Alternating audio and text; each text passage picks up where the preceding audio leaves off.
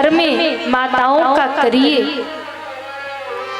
और एक बात मैं एक और निवेदन करूंगी, घर में तो नारी का सम्मान करिए, घर में नारी को प्रसन्न रखिए, उनका सम्मान करिए। माँ है तो उसे प्रसन्न रखिए, पत्नी है उसे प्रसन्न रखिए, बेटी है उसका आदर करिए, बहन है उसका भी सम्मान करिए।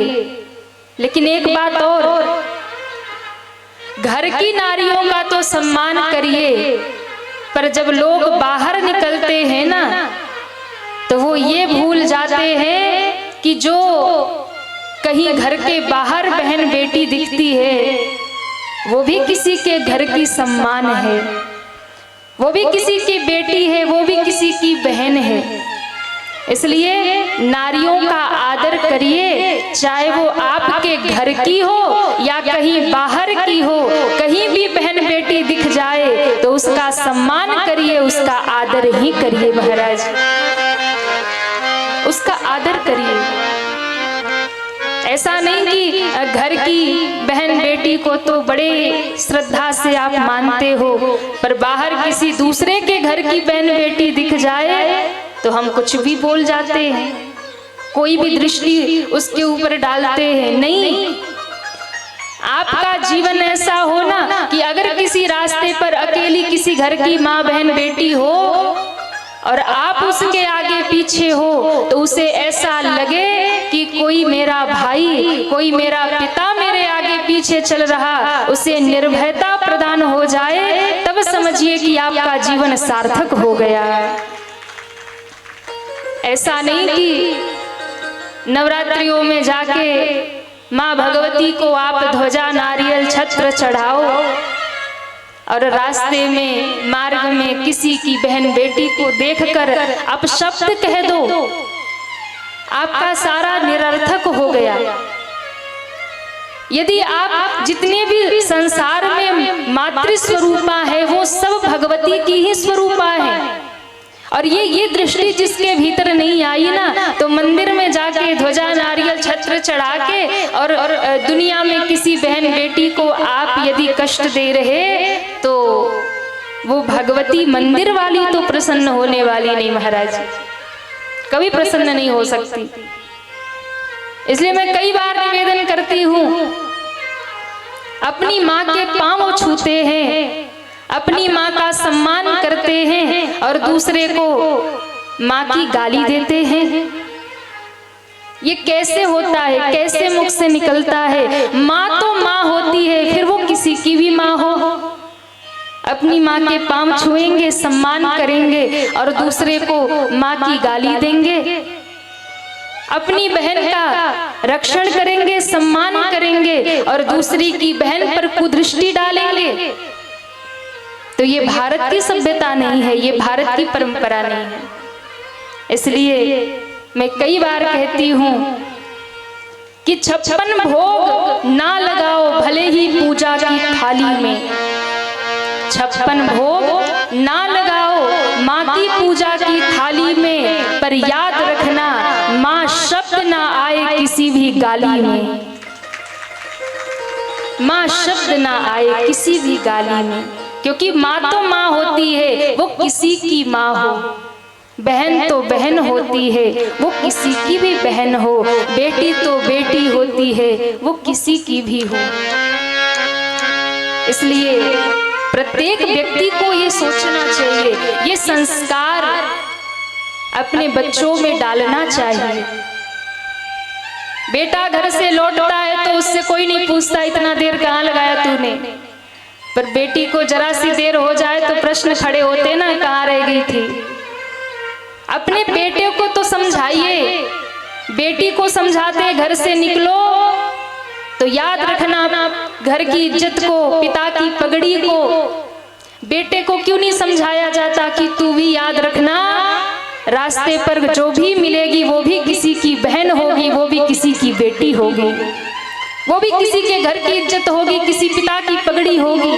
बेटों को क्यों नहीं सिखाया जाता, बेटों को क्यों नहीं समझाया जाता? इसलिए बेटी को तो समझाना कि घर से निकल रही हो, पिता की पगड़ी याद रखना, घर की इज्जत याद रखना, पर उससे 100 गुना बेटे को समझाकर भेजो कि बेटा तुम घर से निकल रहे हो तो जितनी भी रास्ते में बहन बेटी मिल जाए याद रखना किसी के पिता की पगड़ी है तो किसी की घर की इज्जत है। बेटे को सिखाकर भेजो। इसलिए सम्मान घर में नारी का करिए। और महादेव ने किया जान प्रिया आदर अति किन्हा, बहुत आदर किया और बाम भाग आसन हर दिन्हा बैठा लिया और कहा हे देवी कुछ कहना चाहती हो।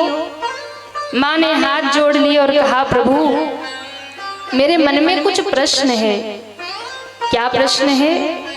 पिछले जन्म में जब हम सती रूप में थे और रास्ते में वो 2 राजकुमार जिन्हें आपने सच्चिदानंद भगवान कहा था, मेरे मन में वही प्रश्न। आप ऐसा मत सोचिएगा कि मैं सती की तरह फिर से राम जी पे संदेह कर रही हूँ, पर इस बार मैं सुनना चाहती हूँ, इस बार मैं जानना चाहती हूँ राम के विषय में, राम कथा मैं सुनना चाहती हूँ। बाबा जिन्हें आपने सच्चिदानंद भगवान कहा था, वो सच्चिदानंद भगवान राम कैसे बन गए? जो निराकार था वो साकार कैसे बन गया? और यदि साकार भी हुए तो धरती पे क्यों आना पड़ा? धरती पे आना पड़ा तो बताइए कैसे विवाह हुआ, कैसे बाल लीला की, और वन में क्यों जाना पड़ा? वन में भी गए तो बताइए सीता जी का हरण कैसे हो गया, कैसे रावण का वध किया, पुनः अयोध्या के सिंहासन पर राजा बन के कैसे विराजे, मुझे वो सब कथा सुनाइए। और कहते हैं माँ पार्वती का प्रश्न सुन करके भोले बाबा की समाधि लग गई, नेत्र बंद हो गए और पूरी की पूरी राम कथा मानो हृदय में प्रकट हो गई। राम जी का दर्शन हृदय में होने लगा। मगन ध्यान रस दंड जुग पुनि मन बाहिर कीन्हा, रघुपति चरित महेश तब हर्षित बरने लीन्हा। महादेव ने नेत्र बंद किया, हृदय में राम जी का दर्शन हुआ, राम कथा प्रकट हो गई। नेत्र खोला और नेत्र खोलते ही पहला शब्द शंकर जी ने कहा धन्य धन्य गिरिराज कुमारी, धन्य धन्य गिरिराज कुमारी, धन्य धन्य गिरिराज कुमारी, धन्य धन्य गिरिराज कुमारी। तुम समान नहीं को उपकारी, तुम समान नहीं को उपकारी। पूछे हो रघुपति कथा प्रसंगा, पूछे हो रघुपति कथा प्रसंगा। सकल लोक जग पावनी गंगा, सकल लोक जग पावनी गंगा। धन्य धन्य गिरिराज कुमारी, धन्य धन्य गिरिराज कुमारी। तुम समान नहीं को उपकारी, तुम समान नहीं को उपकारी। तुम समान नहीं को उपकारी, तुम समान नहीं को उपकारी। बोल शंकर भगवान की जय हो। बाबा कहते हैं